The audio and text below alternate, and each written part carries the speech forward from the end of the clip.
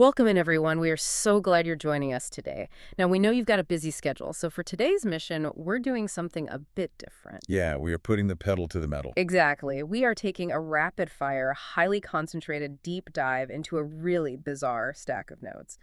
I promise you to respect your time. This is going to be a hyper-focused, incredibly concise distillation of the material. Right, maximum impact, shortest possible journey through the text. We're trimming all the fat today, Because honestly, the source material we're looking at is, well, it's a lot. We are looking at the chronicles of global conquest and shifting borders. which is just a fascinating, surreal, alternative history timeline. Yeah, it completely rewrites the global map of alliances and warfare. It's wild. So, okay, let's unpack this. Dive right in. The chronicles start with just a massive simultaneous expansion by England. I mean, England attacks 3 different countries all at once. And not just neighboring countries, right? No, completely different continents. They go after India, Australia, and Africa to take their lands. It's just a staggering amount of territory to target. It really is. And the text gets specific. The fighting breaks out in New Delhi, India, and also in Ethiopia and Africa. And they're using this heavy arsenal, guns, tanks, and bombs. So heavy mechanized warfare. Yeah, exactly. Yeah. I keep picturing it like a wildly aggressive opening move in a global strategy board game, you know? Like when a player just throws all their resources into attacking 3 vastly different continents at the exact same time with all their heavy armor. Right, it's the kind of move that makes everyone else at the table just stare at you. Totally. But logistically, how does that even work? Well, the sheer logistical terror of this campaign is what stands out. I mean, you've got a mechanized, overwhelming force, the tanks and the bombs you mentioned stretching across completely different hemispheres, Just getting a tank to Australia is a nightmare. let alone supplying it with fuel and ammo, Uh-huh. while simultaneously running a tank division in Ethiopia. Yeah. The supply lines would just be, well, they'd be stretched to the absolute breaking point. Which is probably why the timeline shifts gears so dramatically. Yeah, because while England was busy expanding outward across the entire globe, the dynamics of power in Eastern Europe were violently shifting inward. Right. The fighting there gets pulled directly into the capital cities. It becomes incredibly localized. It does. The chronicles describe this fierce conflict between Ukraine and Russia. But here's the thing. The fight takes place directly in Moscow. In the capital. Yeah, and Russia ultimately wins the fight using guns. But wait, I have to push back on this geographic anomaly. Go for it. If Russia is fighting Ukraine, why is the decisive battle happening in Moscow? I mean, does this imply Ukraine managed to push incredibly deep into Russian territory before being defeated?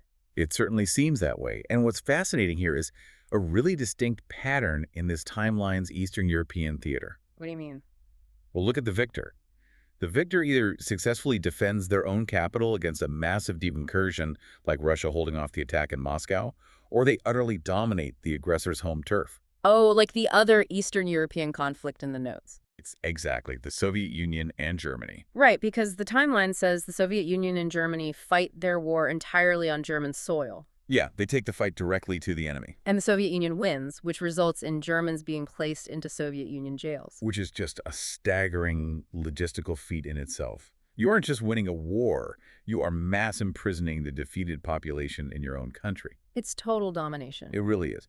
And this whole theme, this idea of warfare, concentrating heavily on specific localized strongholds, it leads directly into the next conflict in the East. Oh, right. The battle where a single city becomes the ultimate prize. The battle for Hami. Yes.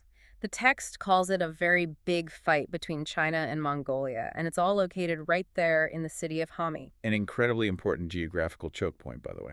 Right, but the way it ends is so brutal. Mongolia ultimately wins, but they do it by bombing the houses and buildings within the city. Just flattening the infrastructure. Yeah, and the text says this allows them to take the city of Hami again. That is such a heavy sentence. It is. It sounds like a total Pyrrhic victory to me. I mean, they are essentially destroying the house just to claim the property. What's the point of winning a city if it's just a pile of rubble? Well, the key is right there in the text. It's that crucial word, again. Take the city of Hami again. Exactly. That suggests a brutal, ongoing, historical tug of war over this specific spot. Oh, so they've been fighting over it forever. Yeah. Unlike the sweeping continental land grabs we saw from the English Empire earlier, this is a hyper-focused, intensely destructive battle for a single urban center. They don't even care about the buildings at this point. They just want the coordinates. Precisely. It's pure geographical denial. But, while Mongolia was busy reducing a city to rubble just to own it, the final events in our chronicle pivot to something completely different. Oh, it gets so weird here. We move away from destroying cities to literally stealing their most famous symbols. This is definitely the wildest part of the timeline. Okay, so the text says, a sudden, massive coalition forms. Italy, France, and Germany all team up and attack Poland. A huge European land war. Right, heavy traditional combat. But immediately following this, France pulls off this unbelievable feat. They steal the Statue of Liberty from New York. They just take it. Yeah. So what does this all mean? I am just absolutely bewildered by this. How does the timeline leap from a joint European land war against Poland to France executing an ocean-spanning heist of a colossal copper statue in America? It's jarring for sure. It doesn't make any tactical sense. Well, it raises a really important question about the evolving nature of conquest in these chronicles. How so? Think about the progression. First, we see traditional land warfare, right? A powerful tri-nation alliance moving against Poland, taking territory. Standard military stuff. Exactly. But France stealing the Statue of Liberty shifts the narrative entirely. Because it's not a military target. Right. It's no longer just about taking land or jailing enemies. It becomes about psychological dominance. Oh. Yeah, it's about stripping a nation of its ultimate cultural monument. I guess when you put it that way, France taking back the statue they originally gifted to America, Yeah. it is the ultimate insult. It's a profound flex of power. It shows they can penetrate American defenses not to kill soldiers, but to literally steal their identity. That's genuinely chilling. Wow. Okay. Let me just quickly recap this dizzying, fast-paced alternate reality we just sprinted through. It's a lot to take in. It really is. We started with England's crazy multi-continent invasions into India, Australia, and Africa. Then we saw that brutal defensive stand in Moscow where Russia held off Ukraine with guns. Followed by the Soviets taking the fight to Germany. Right, and jailing them. And then we had the total devastation of Hami, where Mongolia bombed the city just to take it back. And finally, an unprecedented monumental heist by the French. It's a really jarring timeline for you, the listener, to process, I'm sure. Definitely. But exploring these chronicles of global conquest and shifting borders forces us to realize something important. What's that? It shows us how quickly alliances can turn, how chaotic geography can become in wartime, and mostly how the value of what is conquered changes from mere land to powerful symbols. That is such a great point to end our deep dive on. And it actually leaves me with a final lingering question for you to ponder today as you go about your business. Let's hear it.